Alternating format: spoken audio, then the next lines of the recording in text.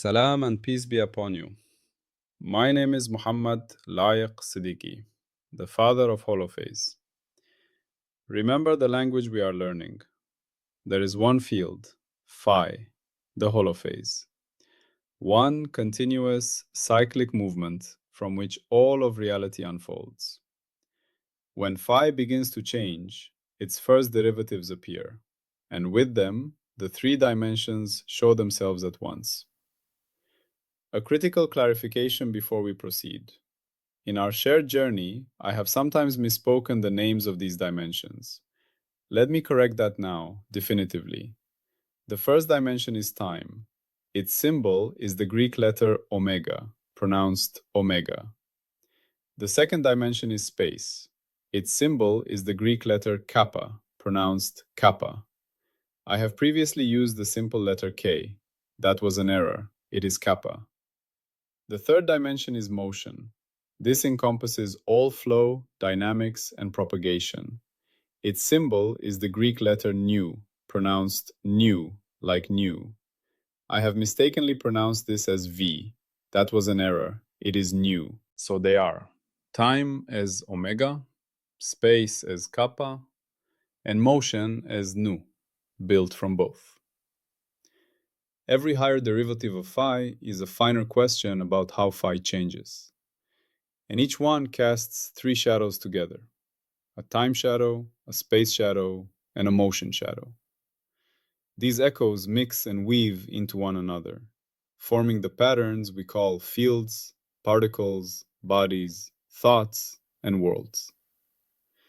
In this picture, everything that exists is a living tapestry of phi, endlessly echoing through its derivatives and their dimensional shadows. Today, we define the final, most disciplined frontier of the knowable. In this part 44, we confront the limit of our formalization. We define the operational concept of the unwritable. This is the firewall mechanism that allows us to state scientifically that no rule exists for a particular domain of phi without resorting to mysticism. The core revelation is methodological. Unwritable does not mean mysterious or metaphysically unknowable. It is an operational classification, meaning persistent failure to construct a coherent phi sentence or grammar across all admissible grammar families, all licensed observational windows, and within declared resource bounds. The skill you will gain is that of a boundary surveyor. You will learn to distinguish between a hard problem and a truly unwritable domain, and to map the edges of our capacity to write rules of phi. Our core question is foundational. What does it mean scientifically to say, no rule exists here? This question targets the final refuge of speculation. When faced with a domain of experience that resists our modeling, the temptation is strong to fill the void with myths, postulates of hidden forces, or declarations of fundamental mystery. The firewall forbids this. It demands that if we are to declare a domain unwritable, we must do so through a rigorous, exhaustive, and negative epistemic process. We must demonstrate that all legitimate attempts to write a rule, to find a stable pattern in omega, kappa, and ni, have systematically failed. This is not a statement about phi's nature, but a statement about the exhaustive failure of our licensed grammars to capture it. It is the ultimate application of our core axiom. Rules do not become real by elegance, consensus, or tradition. They earn a license only by surviving falsification, variation, independence, and scope discipline. To declare a domain unwritable is to say that no candidate rule has earned a license, despite our most strenuous, good faith efforts. This concept is necessary because the failure mode it prevents is the colonization of ignorance by fantasy. Unchecked, the human mind will always invent a story to explain the unexplained. These stories, these speculative rules, are epistemically cancerous. They consume intellectual resources, create false confidence, and block the recognition of true limits. By providing a strict operational protocol for declaring something unwritable, we quarantine this territory. We mark it on the map as "Here be dragons," not by drawing dragons, but by drawing a blank space with a certified note. All expeditions to find stable landmarks here have failed. This forces a disciplined humility. It tells us where our current grammars end. The formal meaning in holophase terms is a negative result of grammar search. Consider a domain D of phi activity we wish to understand. We have at our disposal a set of licensed observational windows, W. These are protocols for measuring phi, each with its own omega scale, kappa resolution, and nu isolation. A set of admissible grammar families, G. These are the classes of mathematical and logical forms we are allowed to use. For example, differential equations up to a certain order, statistical models of certain complexity, computational networks of bounded size. Declared resource bounds are. This includes computational time, data quantity, and intellectual effort we are willing to expend. We then conduct a systematic search. For each window we in W, we collect phi sentences. For each grammar family G in G, we attempt to fit a specific rule, GI, that stabilizes the omega, kappa, and nu patterns observed through we. We apply all the firewall tests: validation, robustness, generalization, adversarial challenge, stability analysis. The domain D is declared operationally unwritable if, after exhausting the search across the Cartesian product of W and G within bounds R, no candidate rule GI achieves a provisional license. The failure is not incidental. It is persistent and systematic across all our best tools and perspectives. The tri-unity provides the specific condition for this failure. A domain is unwritable if no joint omega kappa nu configuration can be stabilized. This means 1. Omega cannot be rhythmically reconstructed in any licensed window. No matter how we slice time, from femtoseconds to millennia, the phi signal in domain D shows no stable periodicities, decay constants, or correlations. It is temporally incoherent across scales. 2. Kaka cannot be spatially structured coherently in any representation.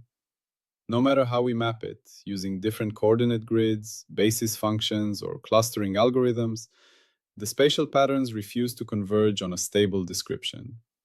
They are fractal without a stable dimension, or random beyond any compressible order. 3. Nu cannot be assigned consistently under any dynamical framing.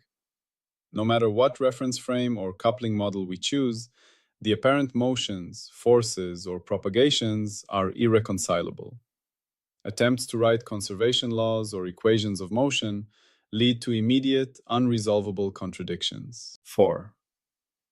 The three cannot be locked together under any admissible representation.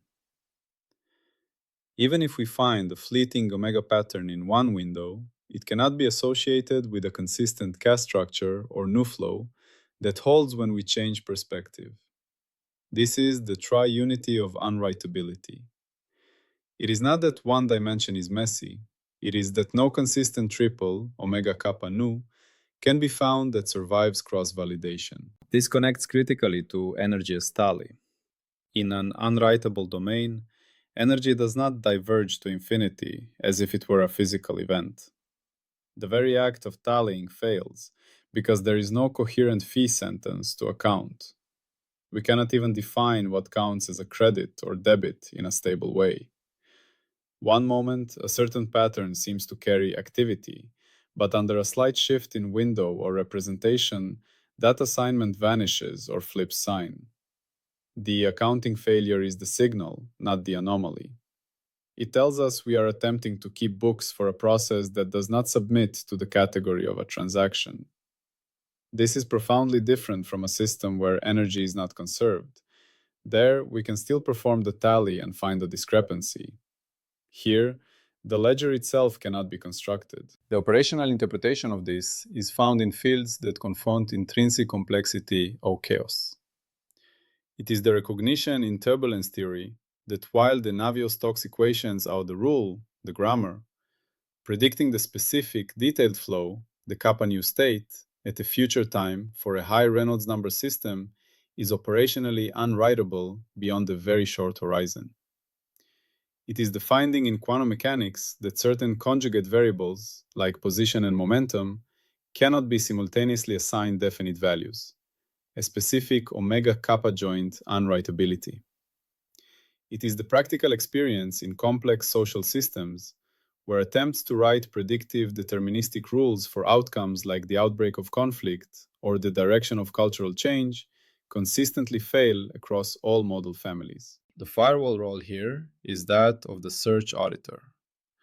When a domain D is suspected of being unwritable, the auditor does not accept a simple declaration of mystery. She demands the exhaustive search log. This log must document the attempted windows W, the grammar families G that were tested, the resource bounds R that were applied, and the specific failure mode of each candidate rule at the relevant firewall gate. Only after auditing this log and confirming the systematic, exhaustive nature of the failures can the firewall issue an unwritable domain classification. Let us formalize this negative process. Let D be the domain of interest. We define a search function, sigma.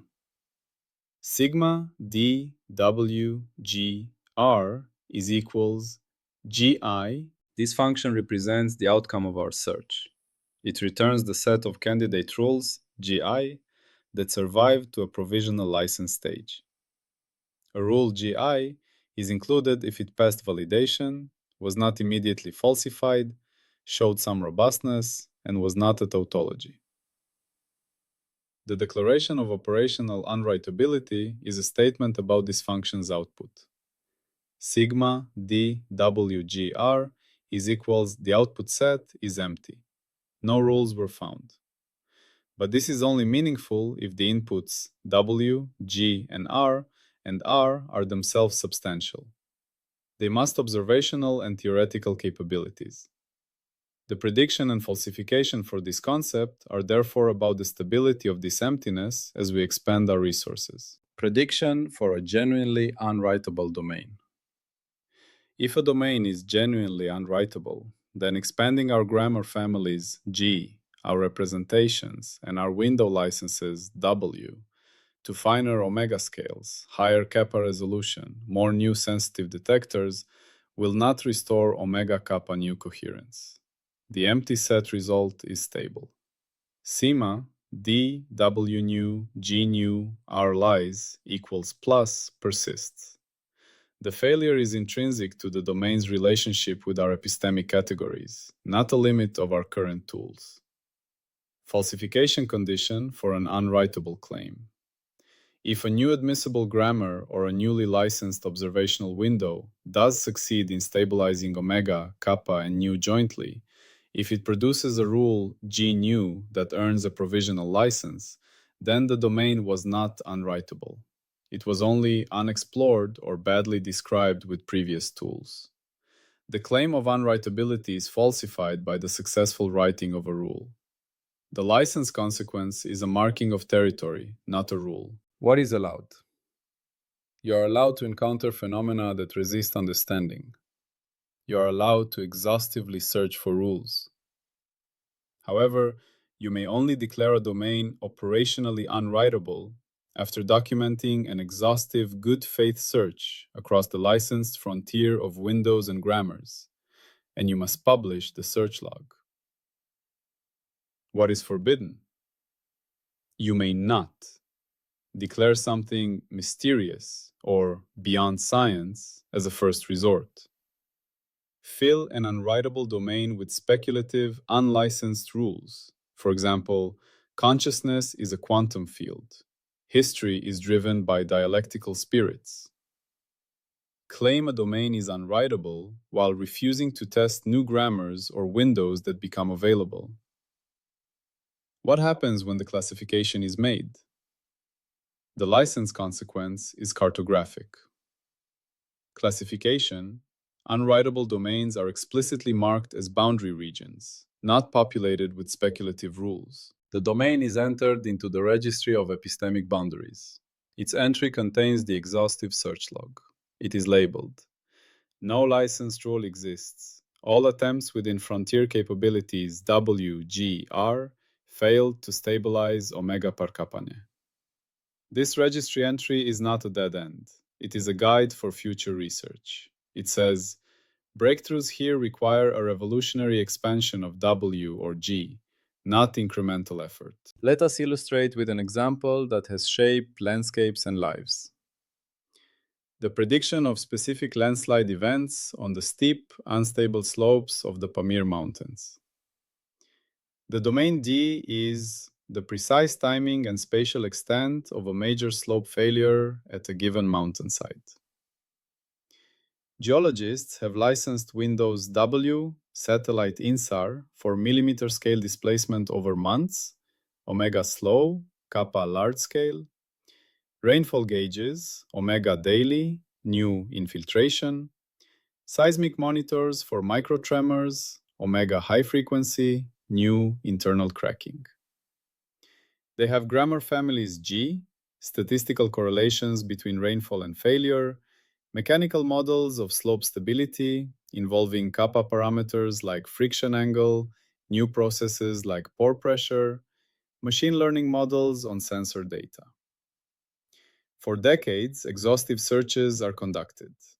Every candidate rule fails systematically. No stable precursor rhythm is found. Sometimes failure follows a rainstorm by days, sometimes by weeks, sometimes not at all. The spatial pattern of pre-failure deformation is never the same twice. One slope fails along a deep-seated plane, another shatters in a complex debris avalanche. No consistent kappa signature emerges.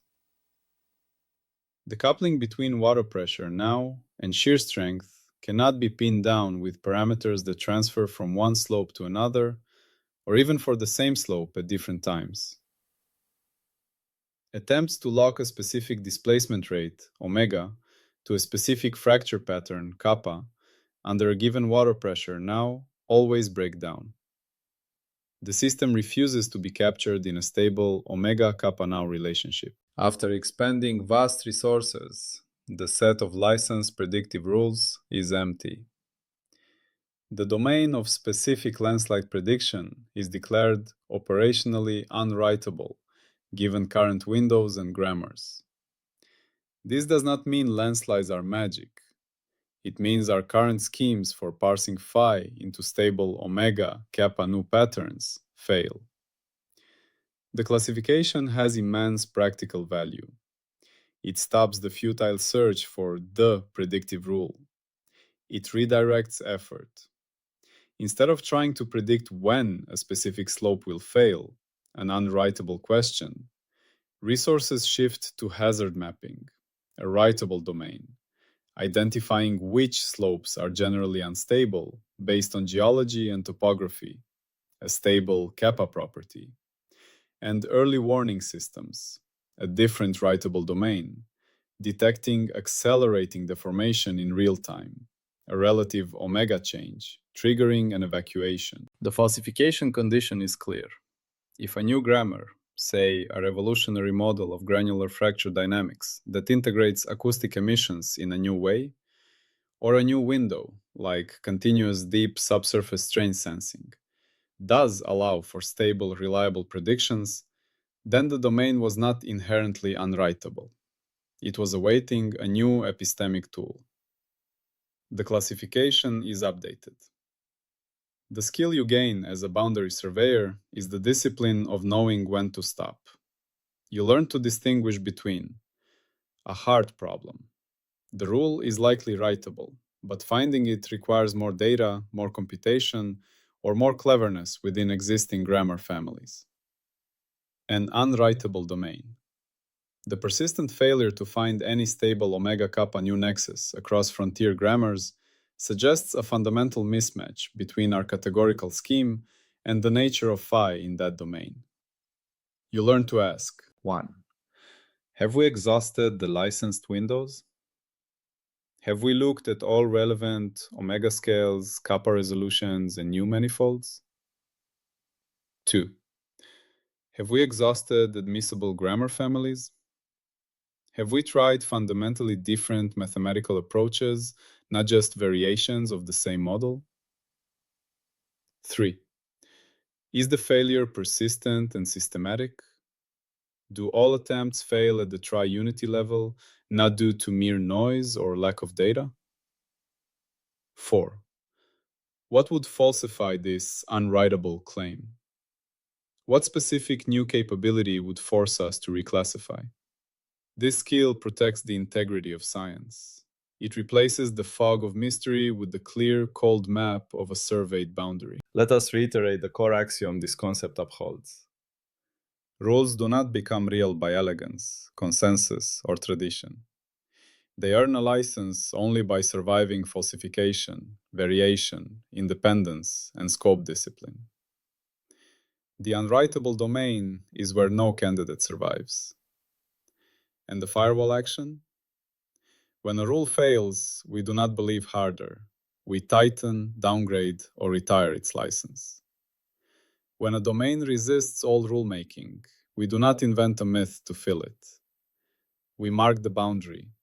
We certify the absence. Let us now crystallize the epistemic function of this part 44. We have defined the operational concept of the unwritable. This is the firewall's mechanism for responsibly mapping the limits of formal knowledge. It defines unwritable not as a metaphysical mystery, but as the persistent failure to construct a coherent fee sentence or grammar across all licensed observational windows and admissible grammar families within declared resource bounds. The firewall acts as the search auditor, validating the exhaustive negative search log before allowing a domain to be classified as an epistemic boundary. The explicit prediction for a genuinely unwritable domain is stability of the empty set. Expanding windows and grammars does not yield a stable omega kappa nu rule. The explicit falsification condition is the successful writing of a rule with new tools, which reclassifies the domain as writable. The license consequence is cartographic marking, entry into the registry of epistemic boundaries, preventing its colonization by speculative rules. With this, the firewall completes its defensive perimeter. It not only filters what enters the realm of licensed knowledge, but also responsibly maps the shores of the unknown. It creates a trustworthy landscape where the known, the knowable, and the currently unwritable are clearly distinguished. Yet, one final, pervasive error must be eliminated.